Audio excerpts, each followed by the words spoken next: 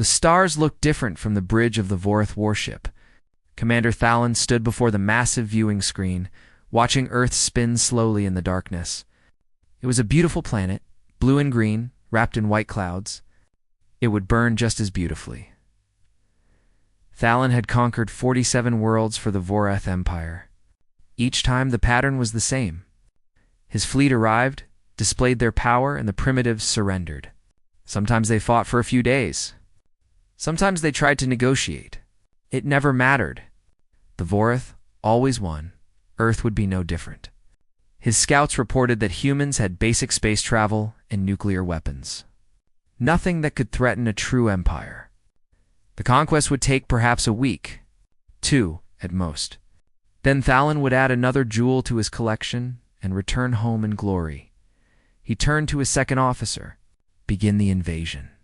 Target their major cities. Show them the power of the Vorith.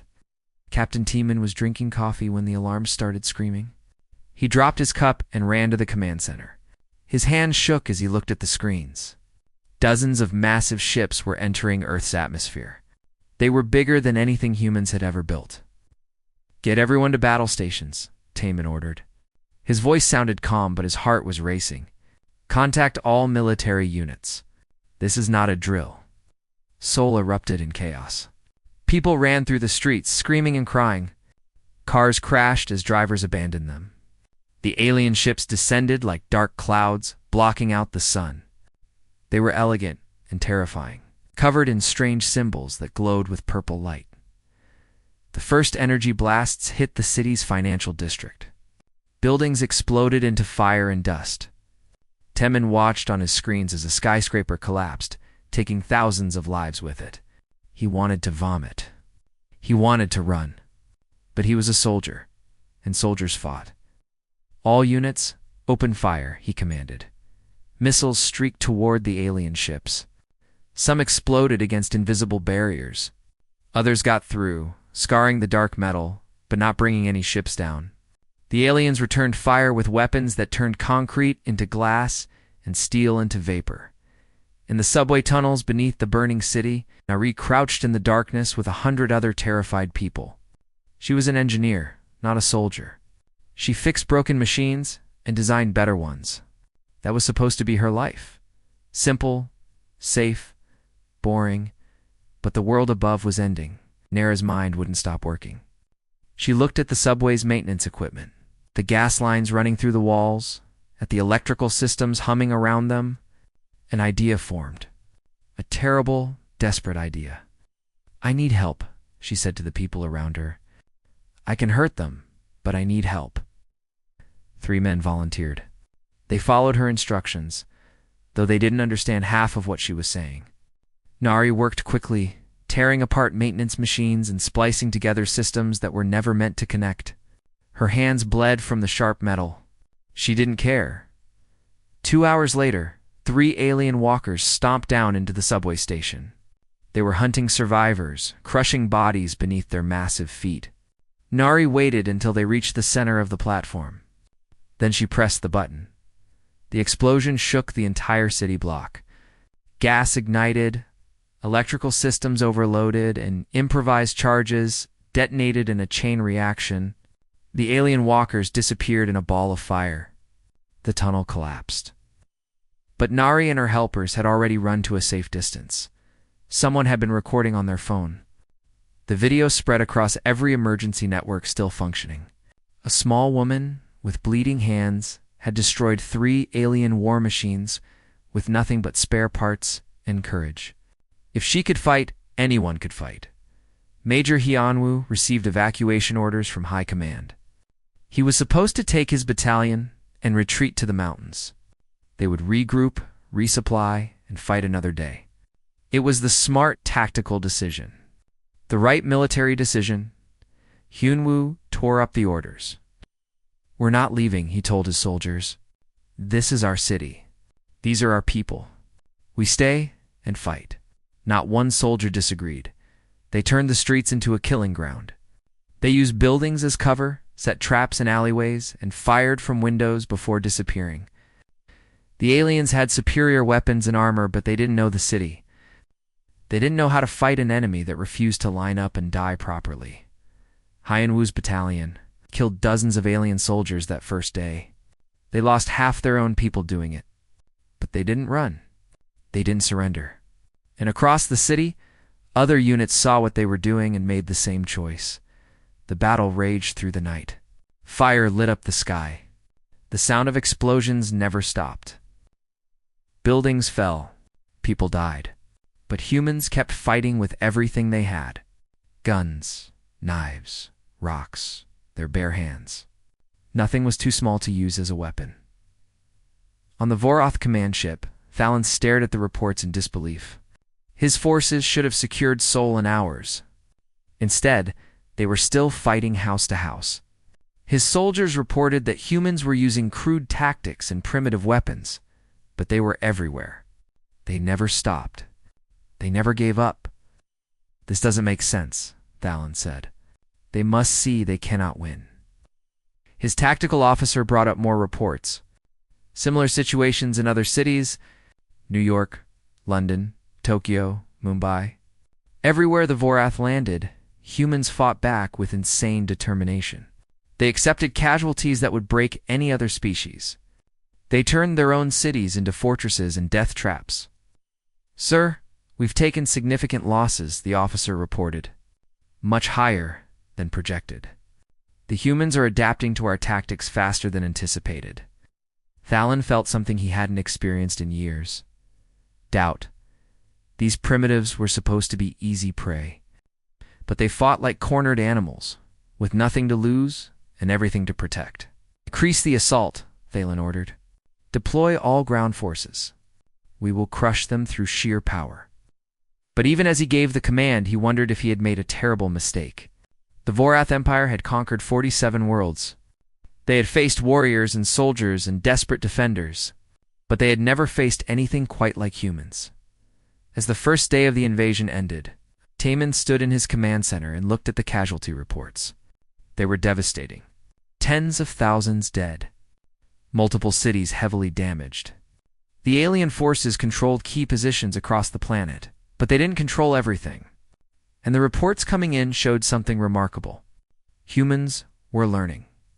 Every encounter with the aliens taught them something new about their weapons, about their tactics, about their weaknesses, Sir, one of his officers said.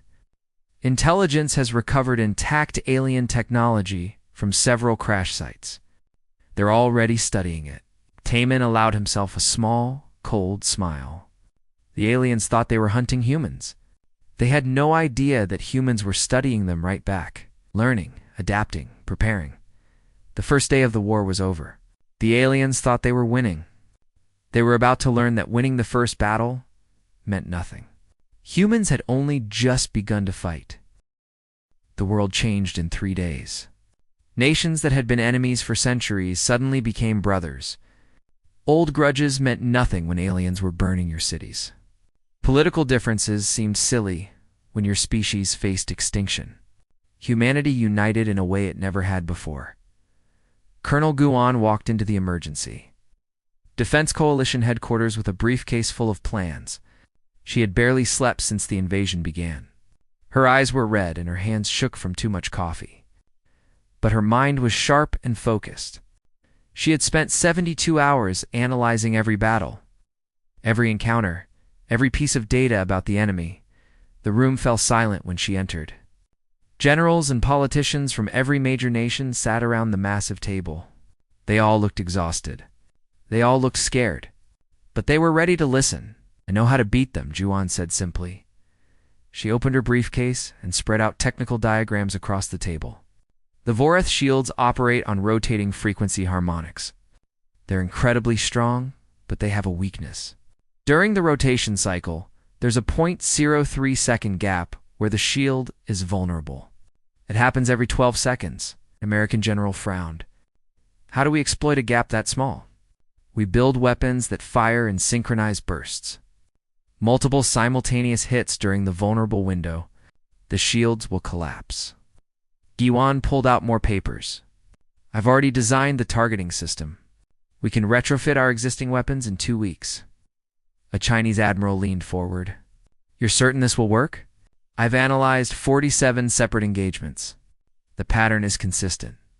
They don't even know this weakness exists because no one has survived long enough to find it. Jiwan's voice was cold and hard. We will. While Jiwan planned strategy, Private Minho was learning to hunt aliens. He had been a police sniper before the invasion. Now, he was something else entirely. Something the Vorath had never encountered before. Minho moved through the ruins of downtown Seoul like a ghost. He used shadows and smoke for cover. He positioned himself where aliens never thought to look, and he killed them one by one with careful, precise shots. The Vorath armor was strong, but Minho had learned it had weak points. The neck joint, the knee actuators, the vision sensors. He aimed for these spots and didn't miss. Each kill taught him something new. The aliens were predictable. They followed doctrine. They moved in patterns. Humans didn't have patterns anymore. Humans had desperation and creativity and rage. Minho's radio crackled. Patrol, approaching your position. 5 targets. He adjusted his rifle and waited. The aliens walked down the street in a standard formation. They thought they owned this city. Minho shot the lead alien through the neck sensor. Before the body hit the ground, he was moving to a new position. The other aliens scattered, seeking cover, but Minho was already gone. He appeared 2 blocks away, taking another shot, then disappeared again. The aliens called for backup, but backup arrived to find only bodies. Minho was already hunting somewhere else. Across the city, dozens of soldiers were learning the same lessons. The Vorath were powerful, but they weren't invincible. And humans were very good at killing things. Dr. Yuna stood in a secret research facility buried deep beneath the Rocky Mountains.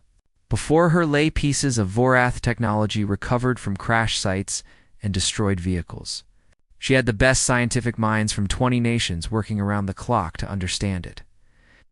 This power core is remarkable, one scientist said, examining a glowing crystal. It generates more energy than our best reactors in a package the size of a shoebox. Can we replicate it? Yuna asked. Not yet. But we can use the ones we capture. We've already installed one in a prototype weapon system. Yuna walked to the next lab where engineers were testing a Vorath energy rifle. They had modified it to work with human hands and human power sources. The first test shot melted through 3 feet of reinforced steel. Beautiful, Yuna whispered. Start mass production immediately. I want 10,000 of these in soldier hands within a month. That's impossible, an engineer protested. Yuna turned to him with cold eyes. The impossible is what we do now. Make it happen. The facility hummed with desperate energy. Every captured piece of alien technology was analyzed, reverse engineered, and weaponized. Vorath armor became human armor. Vorath shields became human shields. Their weapons became ours. Humans had always been good at stealing ideas and making them better. The Vorath were about to learn that lesson painfully, Lieutenant. Daeho received his orders on a cold morning 2 weeks after the invasion began. His unit was equipped with the new weapons Yuna's team had developed. They wore experimental armor copied from Vorath designs, and they were about to test everything in the most dangerous way possible. Operation Hammerfall begins in 1 hour, his commander said. We're taking back Busan. The aliens have a major base there. We're going to destroy it. Daeho looked at his soldiers. They were scared. He was scared. But they had new weapons and new armor and something more important. They had hope. The assault began at dawn. Human artillery, modified with Vorath energy cores, hammered the alien base from 10 miles away. The impacts were devastating, far more powerful than anything humans had built before. The alien shields held, but barely. Then Daeho's unit moved in. They used Jiwan's synchronized firing technique, multiple weapons hitting the same point in perfect timing. The shields flickered and failed. Energy weapons melted through alien walls. Soldiers in new armor shrugged off shots that would have killed them before. The battle lasted 6 hours. It was brutal and violent and bloody. Daeho lost 30 soldiers from his unit of 200. But when the smoke cleared, the alien base was in human hands. They captured 12 alien officers alive. They seized hundreds of weapons and vehicles. Most importantly, they proved that humans could win. Not just survive. Not just resist. Actually win. The victory at Busan changed everything. Video of the battle spread across every human network still operating. People saw their soldiers in Vorath armor, firing Vorath weapons, destroying the enemy's base. Morale soared. Recruitment centers were flooded with volunteers. But in space, something worse was coming. Vorath, High Command, had received news of their struggles on Earth. They were sending the Second Fleet, 300 ships, carrying enough firepower to crack a planet's crust. They would arrive in 30 days. Commander Thalon was dragged before a war tribunal on the command ship. He knelt in chains while the judges listed his failures. The humans should have surrendered. The planet should have fallen. Instead, the Vorath were losing ground. "You have disgraced the Empire," the chief judge said. "Your punishment is death." Thalon bowed his head. He accepted his fate. But in his heart, he knew the truth. He hadn't failed because he was weak. He had failed because humans were stronger than anyone realized. War leader Croth took command of the invasion force. He was brutal and experienced, a veteran of 100 battles. He looked at the situation on Earth and made a decision. "Pull back all ground forces to orbital positions," he ordered. "We will wait for the Second Fleet. Then we will burn this planet from space and be done with it." But Colonel Juan had been expecting this. She sat in her command center and smiled coldly as the aliens retreated to orbit. Let them run. Let them wait for reinforcements. Humans wouldn't be waiting. She looked at the reports from Yuna's research team. They had built something remarkable. Something impossible. Humanity's first warship capable of reaching orbit and fighting in space. "Contact Captain Junho," Jiwon said. "Tell him the Indomitable launches in 48 hours. We're taking the fight to them." The people around her stared in shock. Fight the aliens in space. That was suicide. Humans barely had a space program before this, but Jiwon's smile never wavered. The Vorath thought Earth would wait helplessly for the Second Fleet to arrive and destroy them. They were wrong. Humans had spent 30 days learning, building, and preparing. The prey was about to become the hunter. Dr. Sunho hadn't left his laboratory in 5 days. He lived on coffee and energy bars, sleeping in 15-minute intervals when his body forced him to rest. But he had made a breakthrough that could change everything. "Their biology is the key," he explained to the video conference of military leaders. His eyes were bloodshot but excited. "We captured several Vorath soldiers alive. I've been running tests. Their cellular structure is vulnerable to specific electromagnetic frequencies." A British general interrupted. "An English doctor?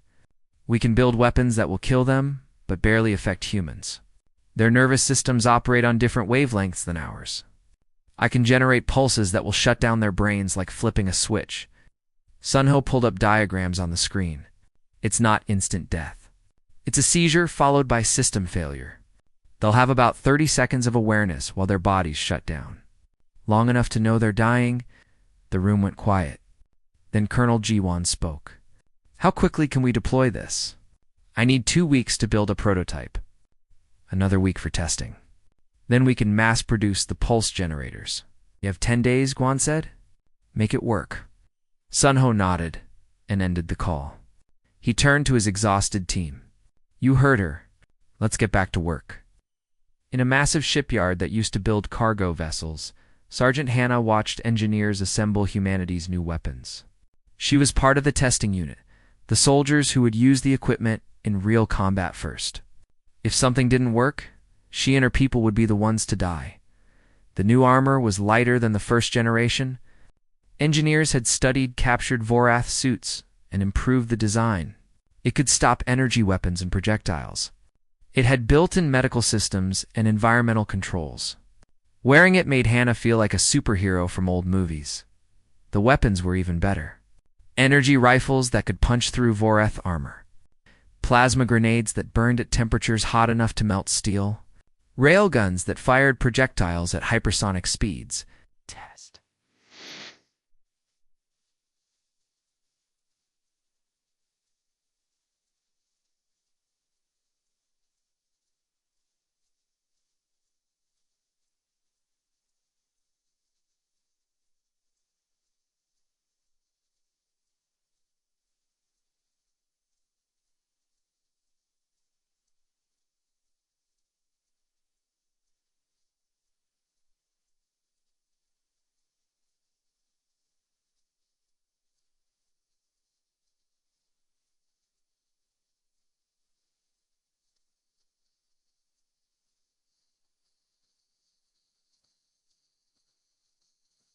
The ran when an engineer announced. Tana raised the energy rifle and aimed at a target 200 meters away. She pulled the trigger. The weapon hummed and released a bolt of blue light. The target exploded into fragments. Recoil is minimal, Hannah reported. Sight picture stays steady. This is good. This is really good. Over the next week, Hannah's unit tested every new weapon and piece of equipment. They pushed everything to its limits, finding weaknesses and suggesting improvements. Some weapons failed catastrophically. Others exceeded expectations. The engineers listened to every comment and made constant adjustments. By the end of testing, Hannah felt confident. The new equipment was better than anything humans had built before, better than most of what the Vorith had. The aliens had made a mistake by attacking. They'd given humans their technology and taught them how to improve it, Captain. Gunho stood in the hangar bay and stared at his ship. The Indomitable was ugly and beautiful at the same time. It was built from salvaged Vorath vessels welded to human spacecraft. Nothing matched. The hull was covered in patches and modifications. But it was humanity's first true warship, capable of traveling between stars and fighting battles in the void. She's not going to win any beauty contests, his first officer said. She doesn't need to be pretty, Junho replied. She needs to kill aliens. The crew of the Indomitable was a strange mix. Former astronauts who understood space travel, fighter pilots who understood combat, engineers who understood the Vorath technology holding the ship together, and combat marines ready to board enemy vessels. They had trained for 3 weeks on simulators. They had studied every piece of data about Vorath ships and tactics. They had prepared for every scenario. But everyone knew the truth. The first real battle would be chaos. Many of them would die. Jay Unish gathered his crew in the main bay. 200 faces looked at him, waiting for words of inspiration. He kept it simple. The second fleet is coming. If they reach Earth, our families die. Our cities burn. Our species ends. We're going up there to stop them. Some of us won't come back. But we'll make them pay for every meter of space, every second of time. We'll show them that humans don't quit. Ready? The crew roared in response. They weren't ready, not really. But they were willing. That would have to be enough. While Junho prepared for space battle, the ground war on Earth was turning.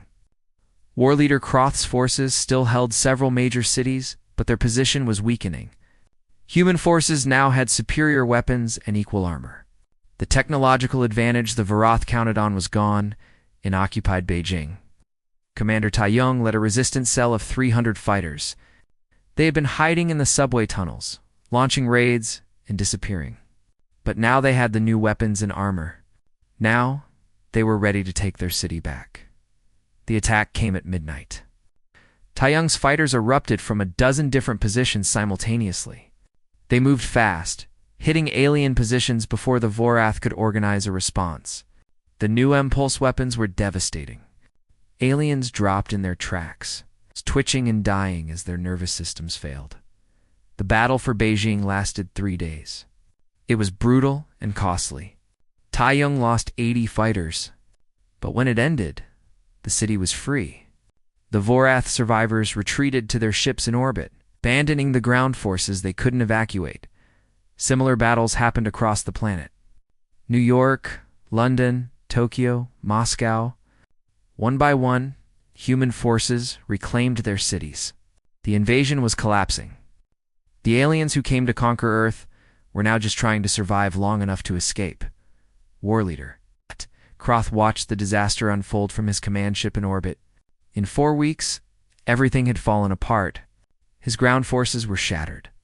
The humans had somehow matched their technology, and now reports indicated the primitives were building spacecraft capable of orbital combat. This is impossible, Kroth said.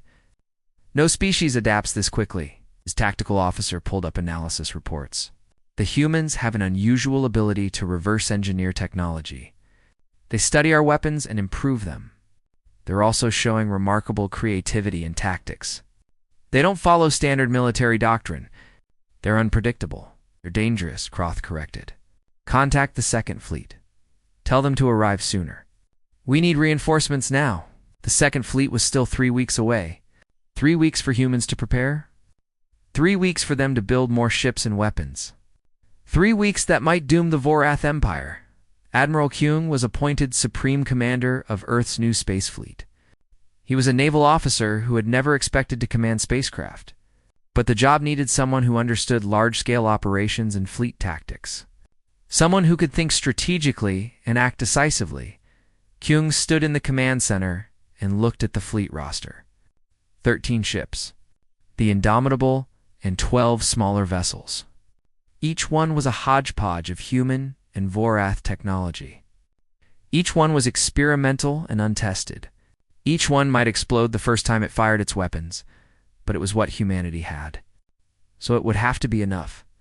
The second fleet will enter our solar system in 21 days. Kyung told his captains via video link. They expect to find Earth defenseless. They expect to finish what the first invasion started. We're going to meet them at the edge of the system and prove them wrong. Captain Junho nodded. We'll be ready, sir. No, you won't, Kyung said bluntly. None of us are ready. We've been building spacecraft for less than 2 months. But ready or not, we fight.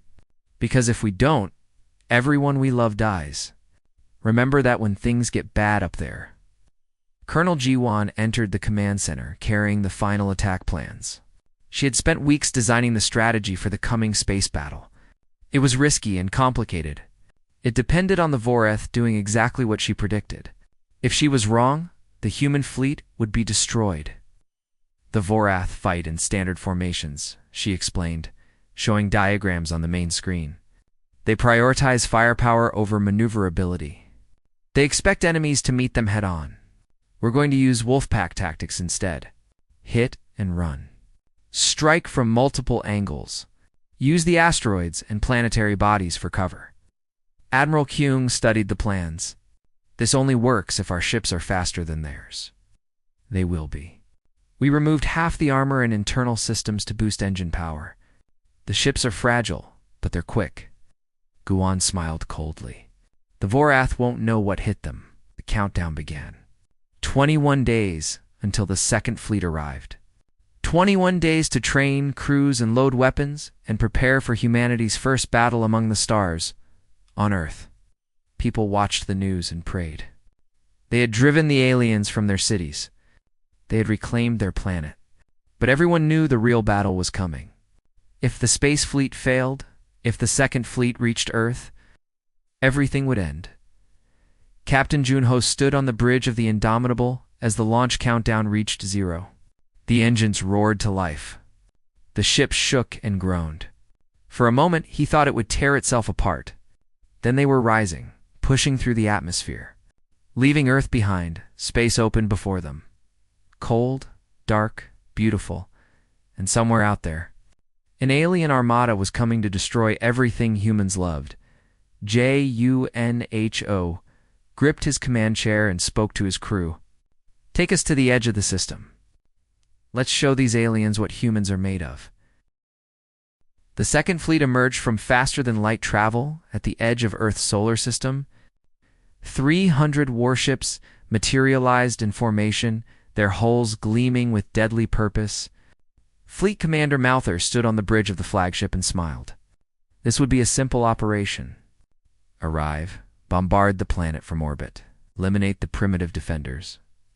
The smile vanished when his sensors detected 13 ships accelerating toward his position. What is this? Mouther demanded. Humans don't have a space fleet, Sir confirmed contacts. 13 vessels. They appear to be using our own propulsion technology. They're moving fast. Mouther felt a chill run through his body. The reports from War Leader Croth had mentioned humans adapting quickly, but this was beyond adaptation. They had built starships in weeks. That should be impossible. Battle stations, he ordered. Prepare to engage. Admiral Kyun watched the Vorath fleet on his tactical display. 300 ships against 13. The odds were absurd. Any military commander in history would have called this suicide. But Kyun had something the Vorath didn't expect. He had Colonel Ji-won's strategy and humanity's desperate courage. All ships, execute attack pattern Delta, Kyun commanded. Hit them fast, hit them hard, and don't stop moving. The human fleet split into 4 groups and accelerated. They didn't charge straight at the enemy like the Vorath expected. Instead, they curved around, using asteroids and debris for cover. They moved erratically, unpredictably. Like wolves circling prey, Captain Junho pushed the Indomitable's engines to maximum. His ship shuddered with the strain, but she held together. Target their flagship. All weapons. The Indomitable emerged from behind a massive asteroid at full speed. Before the Vorath could react, Junho's weapons officer fired everything they had. Energy cannons, railguns, missile pods. The barrage slammed into the flagship's engines with devastating precision. The flagship's propulsion system exploded in a brilliant flash. The massive ship went dark, drifting helplessly in space. The first blood went to humanity. "Get us out of here," Junho ordered. The Indomitable dove back behind the asteroid before the Vorath escorts could return fire. "Commander." Althor picked himself up from the floor of his bridge. Alarms screamed around him. Half his command systems were offline.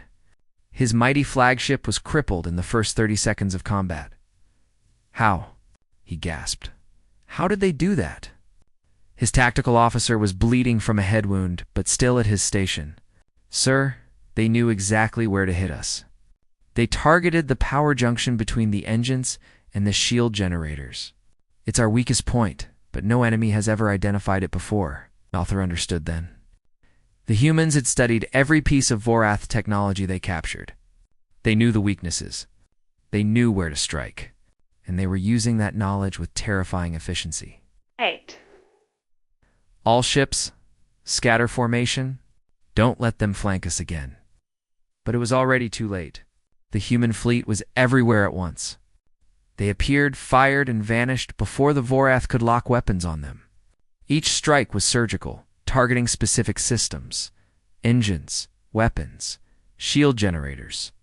The humans weren't trying to destroy ships. They were crippling them. Commander Soman commanded the human vessel Swift Justice, a small ship with a crew of 30. Her mission was different from the others. While the rest of the fleet attacked, she hunted disabled Vorath ships. There she pointed at a Vorath cruiser drifting without power. That one.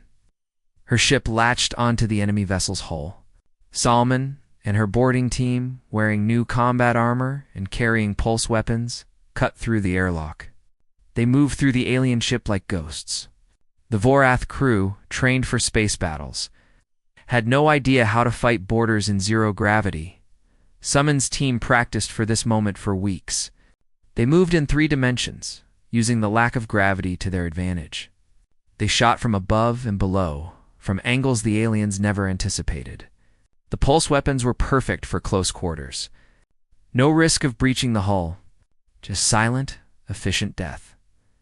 Within 20 minutes, Summon's team had secured the Vorath cruiser.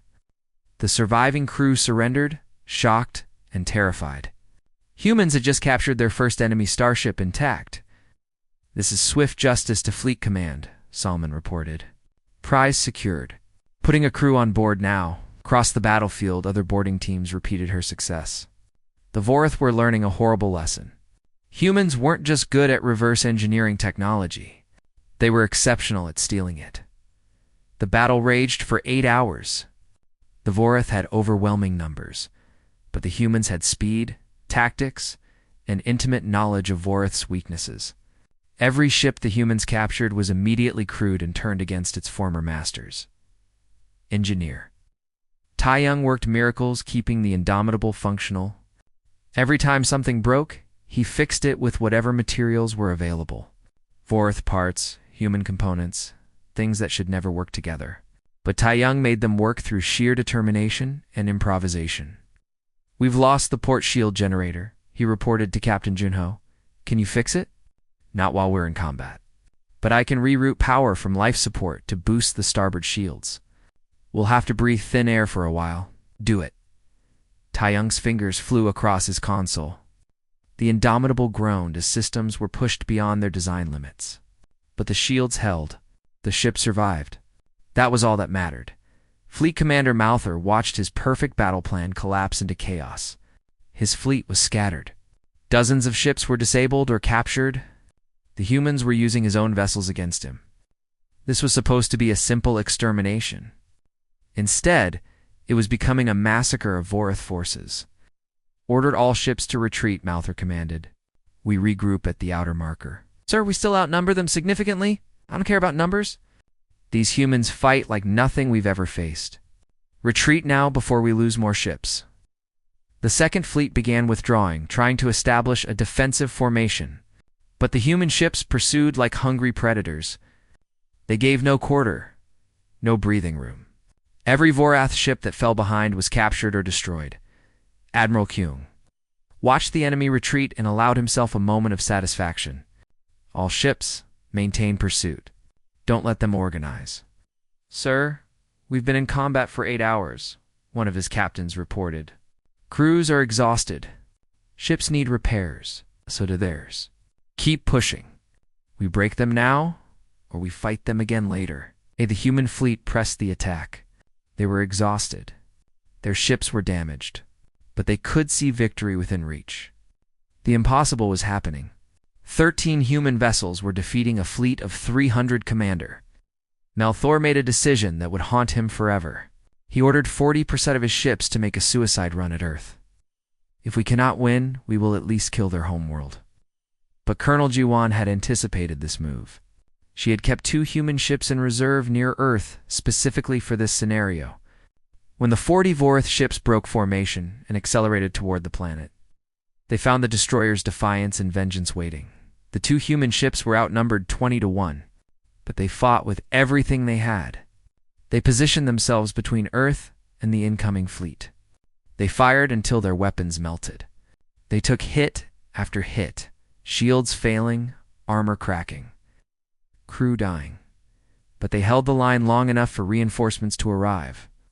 Captain Junho brought the Indomitable and 5 captured Vorath ships racing back to defend Earth. Together, they destroyed every vessel in the suicide force. The cost was terrible. The Defiance was destroyed with all hands.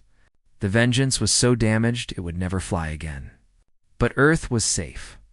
On the main battlefield, the Second Fleet finally succeeded in forming a defensive position. But they had lost over 100 ships. Another 50 had been captured. The humans had taken casualties too, but far fewer than expected. Admiral Kyung looked at the tactical display and made a decision that would shock the galaxy. All ships, prepare to advance. We're going after their remaining forces. Sir, we should consolidate our gains, an officer protested. We've won a great victory. We haven't won anything yet, Kyun replied. If we stop now, they'll escape back to Vorath space and return with more ships. We end this now. We hunt them until they have nothing left. The human fleet advanced.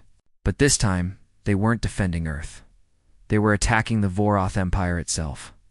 The prey had not just fought back. The prey had decided to eliminate the predator entirely. From the bridge of his crippled flagship, Commander Malthor sent a desperate message back to Vorath, High Command. The humans have defeated the Second Fleet. They're pursuing our remaining forces. They have captured dozens of our ships. They have our technology. They're coming for the Empire. He paused, then added the words that no Vorath commander had ever spoken before. We cannot stop them. Send every available ship to defend the homeworld. The humans are coming, and they will not stop until we are destroyed. The message traveled across space at light speed, carrying news that would shatter the Vorath Empire's sense of invincibility. The greatest military force in the sector had been defeated by primitives who barely knew how to travel between stars a month ago, and those primitives were now coming to finish what the Vorath had started, Captain. Jinho sat in his command chair, covered in sweat and blood from minor injuries. His ship was barely holding together. The human fleet arrived at the Vorath colony world of Kelner. 3 days after their victory against the Second Fleet, what started as 13 ships had grown to 70. Every captured Vorath vessel was now crewed by humans who learned their systems through desperation and determination. General Minjae stood on the bridge of the captured cruiser Retribution and looked at the colony below. 10 million Vorath civilians lived on that world. They had no idea their empire was crumbling. They didn't know that humanity was coming. Send them a message, Minjay ordered. Tell them to surrender or face destruction. The message was broadcast on all frequencies. It was simple and direct. The Varath Empire had attacked Earth without provocation. Humanity would accept nothing less than complete surrender. Any resistance would be met with overwhelming force. The Vorath governor of Kelner refused to believe the message was real. Humans conquering Vorath forces. Impossible. This must be some trick or propaganda. He ordered his orbital defense platforms to fire on the approaching fleet. It was a fatal mistake. The human fleet destroyed the defense platforms in minutes. Minjay gave the colony one more chance to surrender. When they refused again, he ordered a limited bombardment of military targets. Energy weapons turned 3 military bases into glass.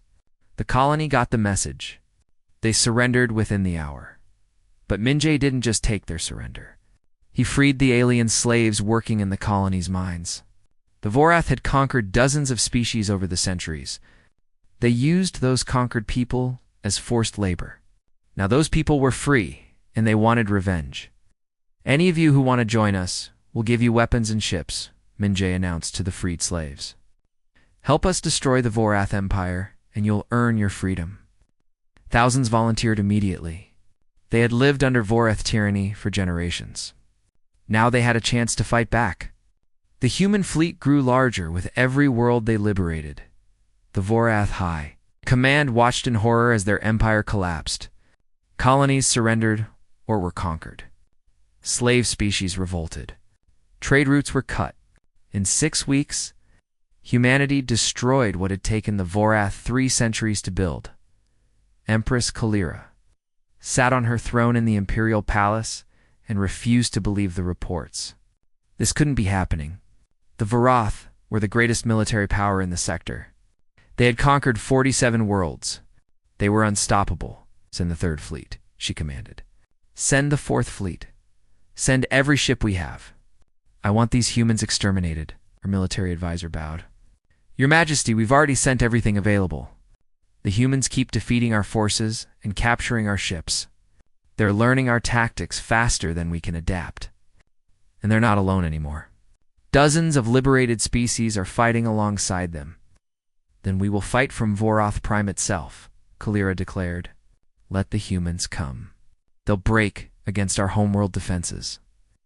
Admiral Kyung's fleet had grown to 300 ships. Some were human-built. Most were captured Vorath vessels.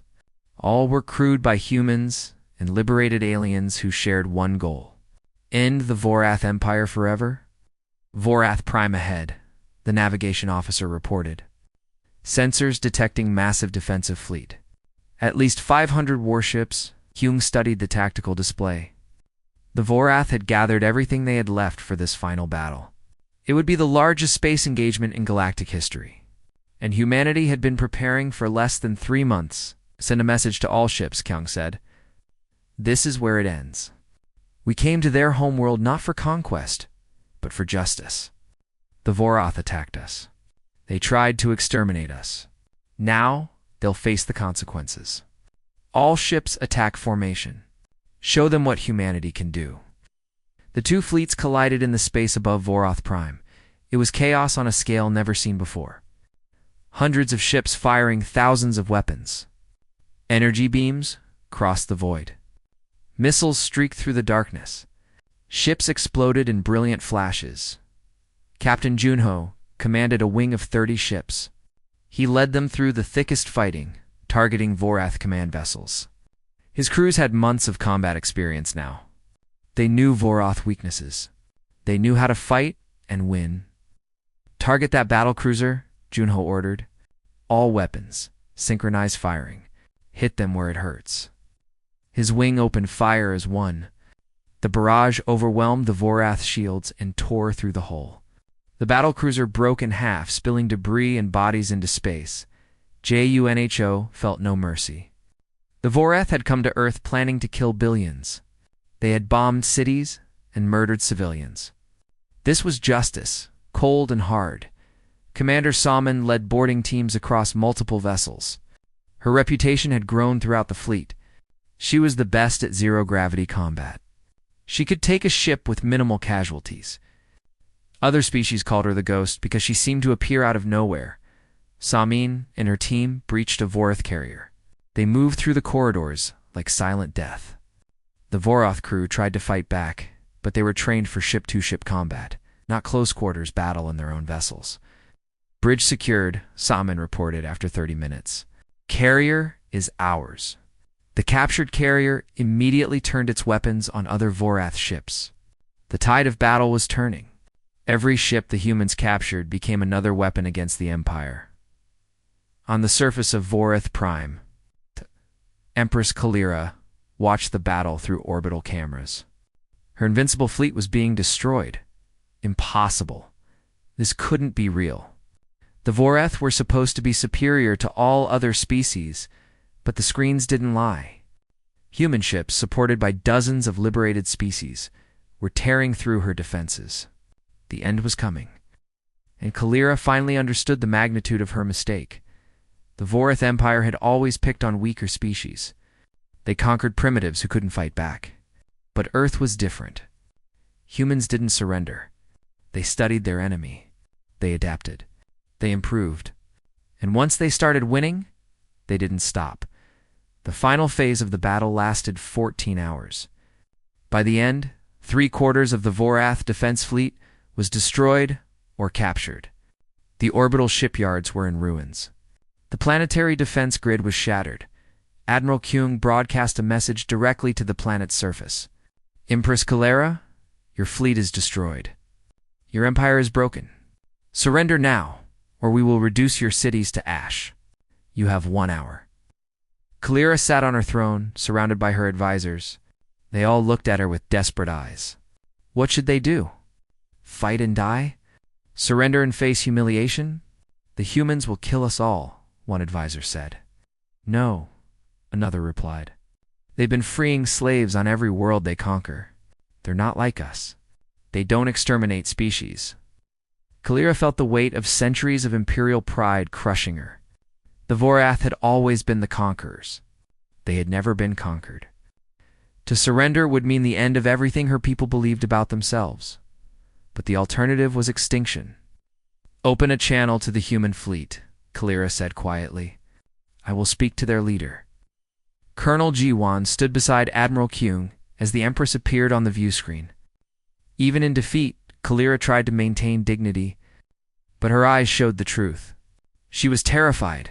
I am Empress Kalira of the Vorath Empire. What are your terms? Kyung's face was hard as stone. Unconditional surrender. Your military forces will be disbanded. Your weapons technology will be destroyed. Every species you enslaved will be freed. War criminals will face trial. The Vorath Empire ends today.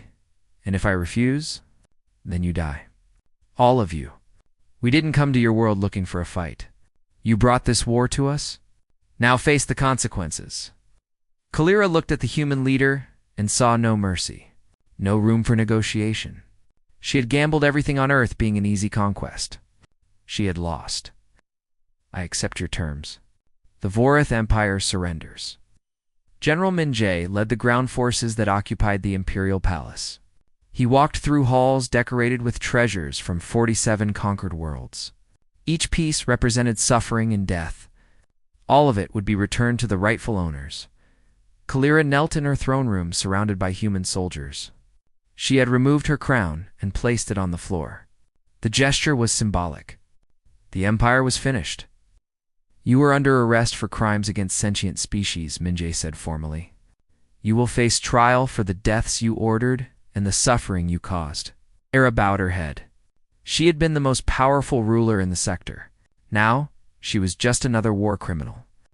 The change happened so fast she could barely comprehend it, Captain Bora commanded. The human ships maintaining orbital blockade of Vorath Prime. Her job was to ensure no Vorath forces tried to escape or continue fighting. Most surrendered peacefully. A few tried to fight and were destroyed. Within 3 days, all resistance ended. The war was over. Humanity had won. 10 years passed. The galaxy was transformed. The Vorath Empire became a collection of independent worlds, struggling to rebuild without slave labor. The species they had oppressed formed the Galactic Coalition. With humanity as its founding member, Admiral Kyung became Earth's first ambassador to the wider galaxy. He traveled between worlds, helping establish trade and diplomatic relations. The other species looked at humans with a mixture of respect and fear. Everyone knew the story of what happened when someone attacked Earth. Captain Teeman, who had defended Sol during the first invasion, now commanded the exploration vessel Pioneer. His mission was to seek out new,